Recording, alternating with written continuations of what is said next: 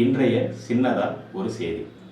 என்னுடைய நினைவு சரியாக இருக்குமானால் அரண்மனை திராட்சைகள் அப்படிங்கிற ஒரு கவிதை தொகுப்பு அப்படின்னு நினைக்கிறேன்.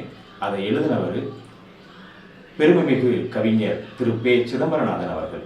அவர் தன்னுடைய கவிதை தொகுப்புல ஒரு கவிதை எழுதியிருப்பாரு, மாமனாரும் சிலப்பதிகாரமும். இந்த தலைப்பை கேட்ட உடனே நமக்கு இது என்னடா மொட்டை தலைக்கும் முழங்காலுக்கும் முடிச்சு போட்டது மாதிரி இருக்கே அப்படின்னு நம்ம நினைப்போம். ஆமாம், மொட்டை தலைக்கும் முழங்காலுக்கும் முடிச்சு தான் போட்டிருப்பாரு. ஆனால் அது அருமையாக செஞ்சிருப்பார். வாங்க பார்க்கலாம். மாமனாரும் சிலப்பதிகாரமும்.